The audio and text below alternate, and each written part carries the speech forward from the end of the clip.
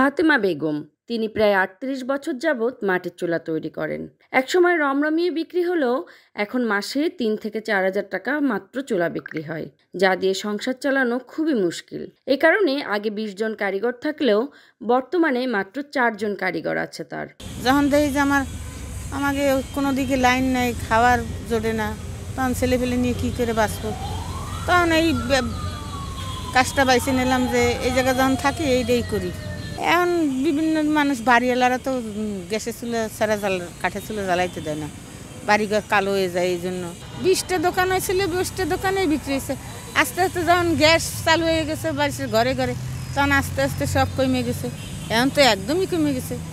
কালের আবর্তে আর আধুনিকতার ছোঁয়ায় হারিয়ে যেতে বসেছে মাটির চুলা। গ্রাম অঞ্চলে কিছুটা ব্যবহার হলেও ইটপাথরের শহর থেকে অনেকটাই নির্বাসিত। তারপরেও খুলনার শেরেবাংলা সড়কের পাশে এখনও মাটির চুলা তৈরির কারিগরদের দেখা পাওয়া যায়। এখানে এমন অনেক কারিগর আছেন যারা প্রায় ৫০ বছর ধরে মাটির চুলা বানান। নদী থেকে মাটি সংগ্রহ করে এসব চুলা বানানো হয়। সিলিন্ডার গ্যাসের ব্যবহার বেড়ে যাওয়ায় মাটির চুলা এখন আর কেউ তেমন ব্যবহার করতে চান না। তারপরেও দু একজন ক্রেতাকে দেখা গেল মাটির চুলা কিনতে। তারা বলেন শীতে পিঠা তৈরি ও মাটির চুলায় রান্নার স্বাদ বেশি হয় এখনো সীমিত পরিসরে মাটির চুলা তারাও ব্যবহার করেন। চিতাই পিঠা বানানো, পোলাও মাংস রান্নার জন্যই আমার চুলো লাগবে। আমার গ্যাসে তো হয় না।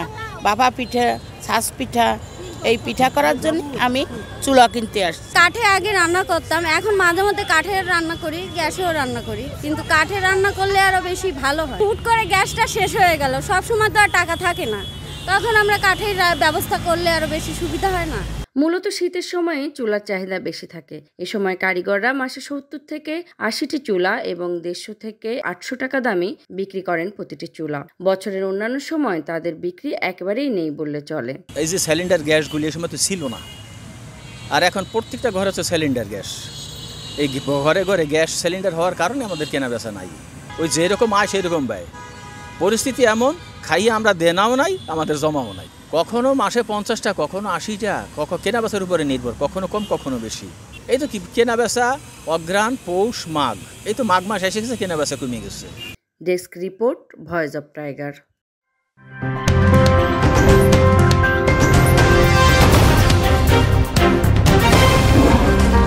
Voice of Tiger.